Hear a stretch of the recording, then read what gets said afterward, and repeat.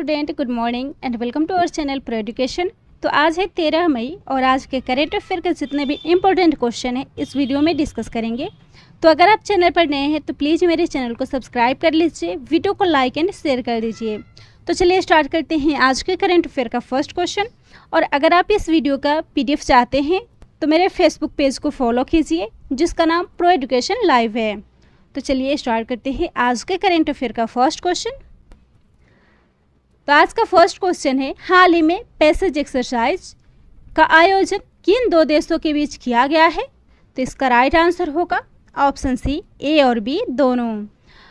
तो passage exercise हाल ही में भारत और इंडोनेशिया नौसेना के बीच में आयोजित किया गया था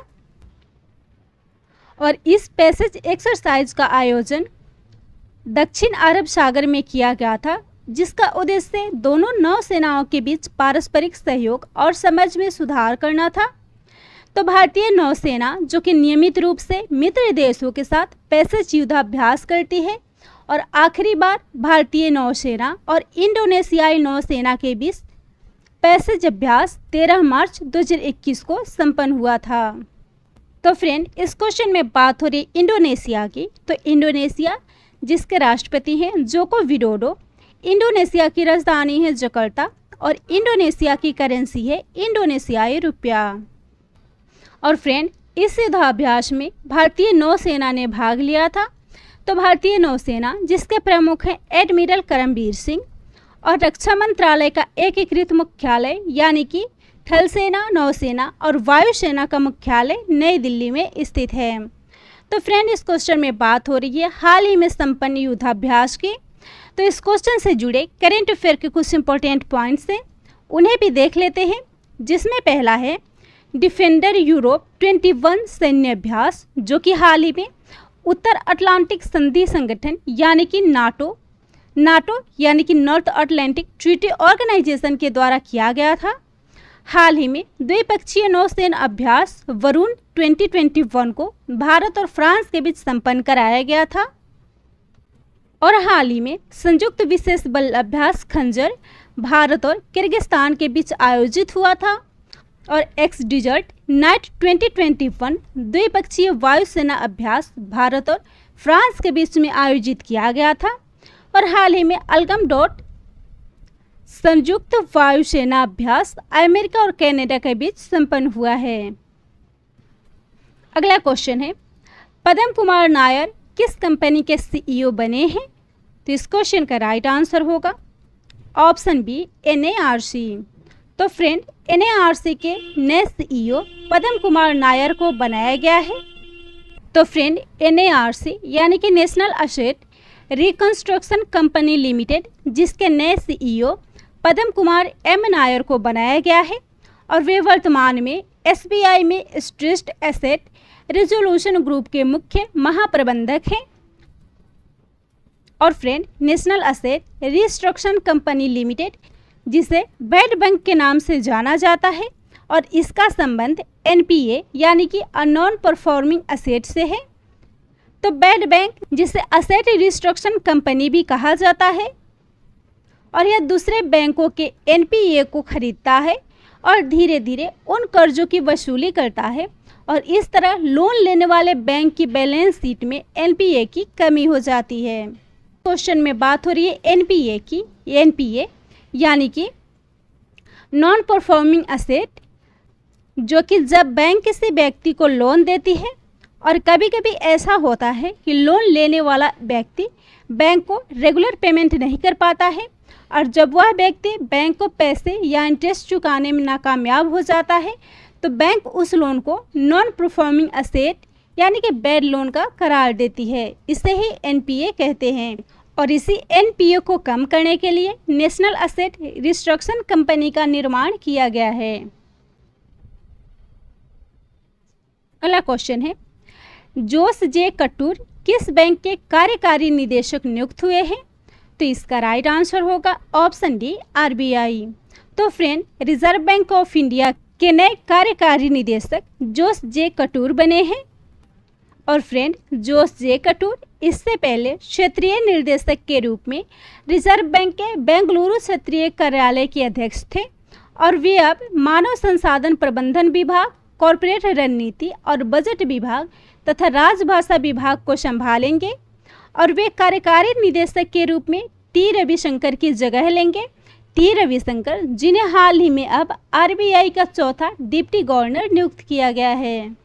तो फ्रेंड, इस क्वेश्चन में बात हो रही है आरबीआई यानी कि रिजर्व बैंक ऑफ इंडिया की, जिसे भारतीय रिजर्व बैंक कहते हैं, और यह भारत का केंद्रीय बैंक है जो भारत के सभी बैंकों का संचालन करती है।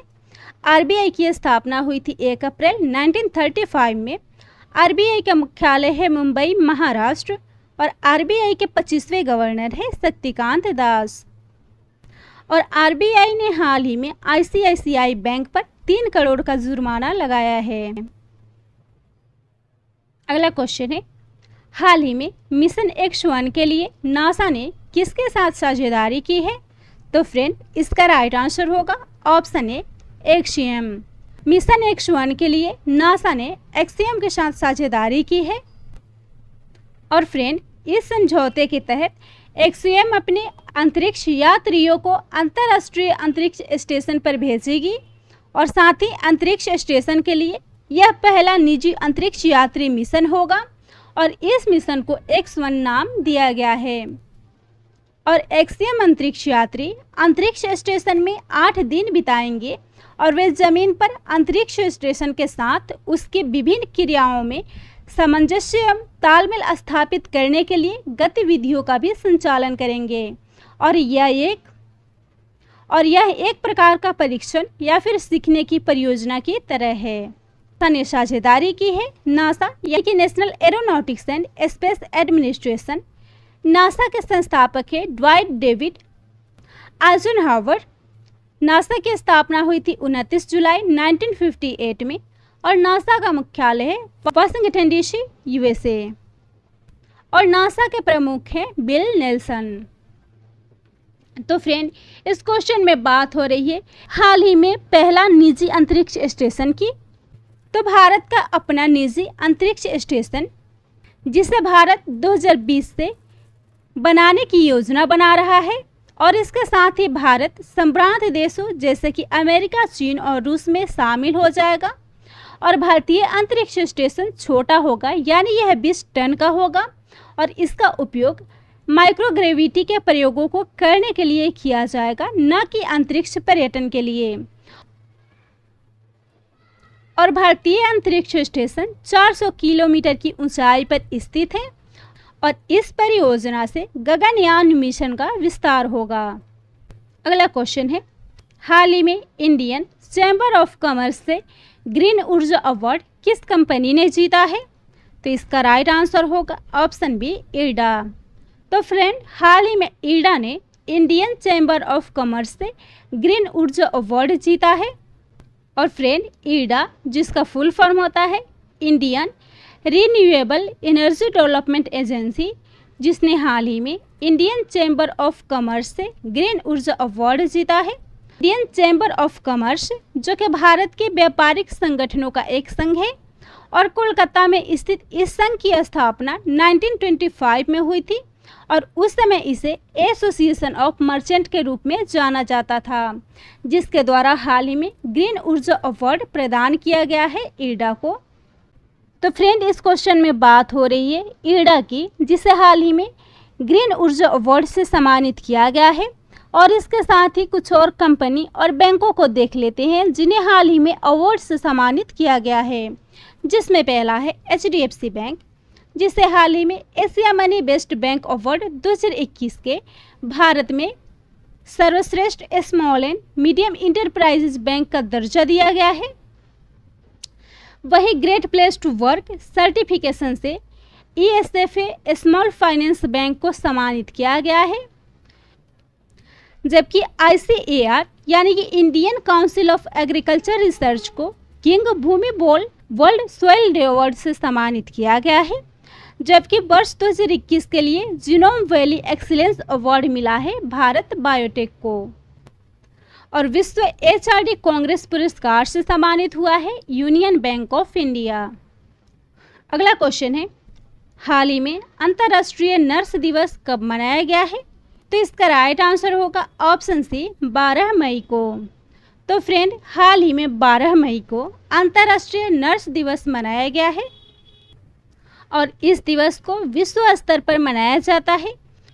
फ्लोरेंस नाइटिंगेल की जयंती के रूप में मनाया जाता है, जिन्हें लेडी विद द लैम्प के नाम से जाना जाता था, और वह आधुनिक नर्सिंग की संस्थापक और ब्रिटिश समाज सुधारक और एक सांख्यिकीविद थी।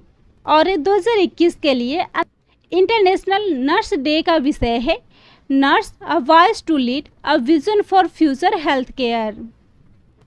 और इस दिवस को इंटरनेशनल काउंसिल ऑफ नर्स के द्वारा मनाया जाता है। तो इंटरनेशनल काउंसिल ऑफ नर्स का मुख्यालय है Geneva, Switzerland. International council of nurse की स्थापना हुई थी 1899 में और इंटरनेशनल काउंसिल ऑफ नर्स के अध्यक्ष है एनेट केनेडी। तो फ्रेंड, इस क्वेश्चन में बात हो रही है मई के इम्पोर्टेंट डेज की।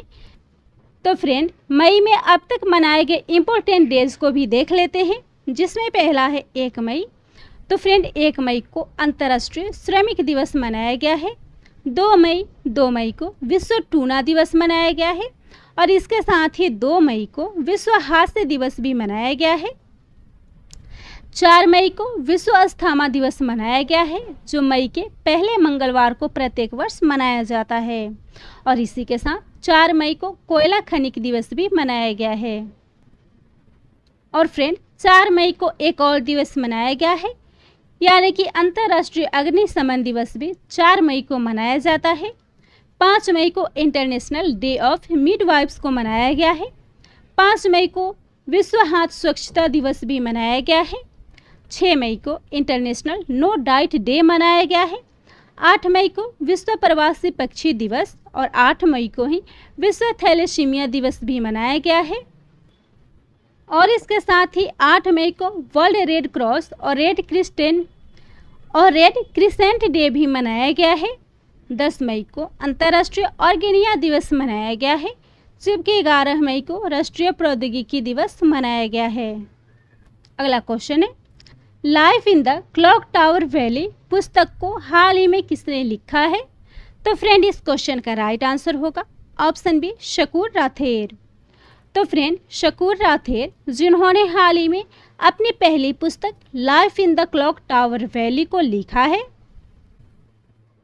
और इस पुस्तक को प्रेस ट्रस्ट ऑफ इंडिया यानी कि पीटीआई के पत्रकार शकूर राथेर के द्वारा लिखा गया उनकी पहली पुस्तक है।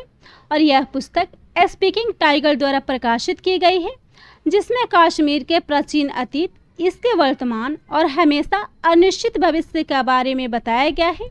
और इसमें कश्मीर के बारे में ऐतिहासिक और राजनीतिक जानकारी के साथ साथ पर्यावरणीय मुद्दे भी शामिल हैं।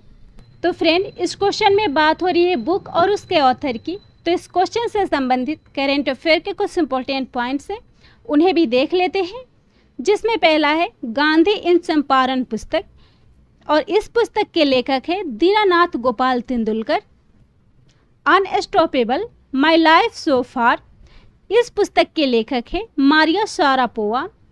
AR रहमान की आत्मकथा नोट्स ऑफ द ड्रीम, जिसको लिखा है कृष्णा त्रिलोक ने। Radio Kashmir in times of peace and war, जिसको लिखा है डॉक्टर राजेश भट्ट ने। चेंजिंग इंडिया, इस पुस्तक के लेखक है मनमोहन सिंह। और वी आर डिस्प्लेड, इस पुस्तक की लेखिका है मलाला यूसुफजई। तो फ्रेंड, अगला क्वेश्चन है, हाल ही में जोधपुर के मियाँबाड़ा स्टेशन का नाम बदलकर क्या रखा गया है? तो इसका राइट आंसर होगा ऑप्शन ए महेश नगर। तो फ्रेंड, हाल ही में राजस्थान के जोधपुर के मियाँबाड़ा स्टेशन का नाम बदलकर महेश नगर कर दिया गया है। और इस स्टेशन का नाम इससे पहले भी महेशबाड़ा स्टेशन था, लेकिन परिसीमन के दौरान इसका नाम बदलकर मियाँ का बाड़ा कर दिया गया था। लेकिन फिर से अब इस स्टेशन का नाम बदलकर महेश नगर कर दिया गया है। तो यह स्टेशन राजस्थान के जोधपुर में स्थित है। तो राजस्थान, जिसकी राजधानी है जयपुर, जिसे पिंक सिटी के नाम से जाना जाता है। राजस्थान के मुख्यमंत्री हैं अशोक गहलोत। राजस्थान के राज्यपाल हैं कलराज मिश्रा। और राजस्थान की योजनाएं हैं चिरंजीवी स्वास्थ्य बीमा योजना, इंदिरा रसोई योजना, वन स्टॉप शॉप योजना। और इसके साथ ही राजस्थान ने अति पिछड़े वर्ग को न्यायिक सेवा में 5% आरक्षण प्रदान किया है। राज्य ने अपने बजट में मेजर ध्यानचंद स्टेडियम बनाने की भी मंजूरी दी है और साथ ही यहां नर्सरी खेल एकेडमी भी स्थापित की जाएगी। तो फ्रेंड, इस क्वेश्चन में बात हो रही है हाल ही में जोधपुर के मियाँ का बड़ा स्टेशन का नाम बदलकर महेश नगर कर दिया गया है। और इसके साथ ही इससे पहले कुछ और स्टेशन के नामों को भी बदला गया था, उन्हें भी देख लेते हैं। जिसमें पहला है उत्तर प्रदेश का मुगल सराय स्टेशन, जिसका नाम बदलकर पंडित दीनदयाल स्टेशन कर दिया गया है। सामराव रेलवे स्टेशन का नाम बदलकर हरलाया रेलवे स्टेशन कर दिया गया है। मड़ुआडीह रेलवे स्टेशन का नाम बदलकर बनारस जंक्शन कर दिया गया है। हुबली रेलवे स्टेशन का नाम बदलकर श्री सिद्धरुद्धा स्वामी जी रेलवे स्टेशन कर दिया गया है। और वहीं भोपाल के हबीबगंज स्टेशन का नाम अटल स्टेशन कर दिया गया है। अगला क्वेश्चन है, हाल ही में डिजिटल रिपोर्टिंग प्रणाली अपनाने वाला देश का पहला राज्य कौन बना है? तो फ्रेंड, इसका राइट आंसर होगा ऑप्शन डी, असम। तो असम डिजिटल रिपोर्टिंग प्रणाली अपनाने वाला देश का पहला राज्य बना है। और इस ऑनलाइन बाढ़ रिपोर्टिंग प्रणाली को असम राज्य आपदा प्रबंधन एजेंसी ने यूनिसेफ के साथ मिलकर विकसित किया है। और इसके साथ ही असम अब बाढ़ के दौरान प्रभाव संकेत को यानी कि इम्पैक्ट इंडिकेटर्स का पता लगाने के लिए इस डिजिटल रिपोर्टिंग प्रणाली को अपनाने वाला देश का पहला राज्य बना है। और यह प्रणाली फसलों के नुकसान और पशु के नुकसान की ट्रैकिंग सुविधा प्रदान करेगा और साथ ही बहाली के दौरान वित्तीय सहायता प्रदान करने में भी मदद करेगा। और इसके अलावा यह सिस्टम परिभाषित स्तरों पर तत्काल अलर्ट भी जारी करेगा। तो इसको लॉन्च किया गया है असम में। असम में बाढ़ बहुत आम बात है। इसका मुख्य कारण ब्रह्मपुत्र नदी है और यह नदी काफ़ी अस्थिर है। और इस नदी के अस्थिर रहने का मुख्य कारण खड़ी ढलान और उच्च अवसादन है। तो असम के बाढ़ के पीछे का कारण मानव निर्मित और प्राकृतिक दोनों जिम्मेदार हैं। और इसके साथ ही इन क्षेत्रों में बांधों से पानी की अनियमित रिहाई भी बाढ़ का कारण बनती है। और गुवाहाटी का आकार एक कटोरी की तरह है जो इस क्षेत्र को जल जमाव के लिए अति संवेदनशील बनाती है। तो फ्रेंड, इस क्वेश्चन में बात हो रही है असम की, जिसके हाल ही में मुख्यमंत्री बने हैं हिमंता बिस्वा शर्मा। असम के राज्यपाल है जगदीश मुखी। असम की राजधानी है दिसपुर। असम का सबसे बड़ा शहर है गुवाहाटी। असम में विधानसभा सीट है 126। असम में राज्यसभा सीट है 7 और असम में लोकसभा सीट है 14। असम का हाई कोर्ट है गुवाहाटी। और असम में विश्व का सबसे बड़ा नदी डेल्टा माजुली द्वीप स्थित है। और असम में सबसे लंबा नदी रोपवे बनाया गया है जिसकी लंबाई 1.8 किलोमीटर है, जो कि ब्रह्मपुत्र नदी पर बनाया गया है। और इसके साथ ही असम पहली बार ट्रांसजेंडर को लोक सेवा आयोग में आवेदन का मौका देने वाला भारत का प्रथम राज्य है। यहाँ के तेजपुर लीची को GI टैग मिला है। और इस साथ ही महाबाहु ब्रह्मपुत्र पहल की शुरुआत भी असम में की गई है। और हाल ही में दुनिया का सबसे ऊंचा महालिंगम भी असम में बनाया गया है। आज का लास्ट क्वेश्चन है, 5 डिप्स एक्सपेडिशन ने दुनिया के किस क्षेत्र से संबंधित डेटा जारी की है? तो इसका राइट आंसर होगा ऑप्शन सी, महासागर। तो फ्रेंड, हाल ही में 5 डिप्स एक्सपेडिशन जिसने दुनिया के 5 महासागरों से संबंधित डेटा जारी की है। और 5 डिप्स एक्सपेडिशन जिसने दुनिया के 5 महासागरों के सबसे गहरे बिंदुओं का डेटा प्रदान किया है, जिसमें प्रशांत महासागर, अटलांटिक महासागर, हिंद महासागर, आर्कटिक महासागर और दक्षिणी महासागर शामिल है। तो फ्रेंड, 5 डिप्स एक्सपेडिशन जिसने खोज की है हिंद महासागर के सबसे गहरे बिंदु की, जिसका नाम है जावा ट्रेच। दक्षिणी महासागर का सबसे गहरा बिंदु जिसका नाम है फैक्ट्रियन ट्रेच। इसके साथ ही अटलांटिक महासागर के सबसे गहरे बिंदु जिसका नाम प्यूर्टो रिको ट्रेच है। आर्कटिक महासागर का सबसे गहरा बिंदु जिसका नाम मोले होल है और इसके साथ ही इसने दुनिया की दूसरी सबसे गहरी खाई टोंगा खाई की भी खोज की है जो कि होराजाइन डीप में स्थित है और यह मरियाना ट्रेच में स्थित चैलेंजर डीप के बाद दूसरे स्थान पर है। और इस अभियान से यह पता चला है कि कुछ प्रमुख जानवर हैं जो बहुत ज़्यादा गहराई पर भी जीवित रह सकते हैं, जिसमें जेलीफिश है जो 10,000 मीटर की गहराई पर भी जीवित रह सकता है। 6,500 मीटर की गहराई पर स्क्विड, 2,000 मीटर की गहराई पर ऑक्टोपस जीवित रह सकते हैं। तो यह था आज के करेंट अफेयर का टॉप 10 इम्पोर्टेंट क्वेश्चन। वीडियो पसंद आता हो तो चैनल को सब्सक्राइब कीजिएगा, वीडियो को लाइक एंड शेयर कीजिएगा।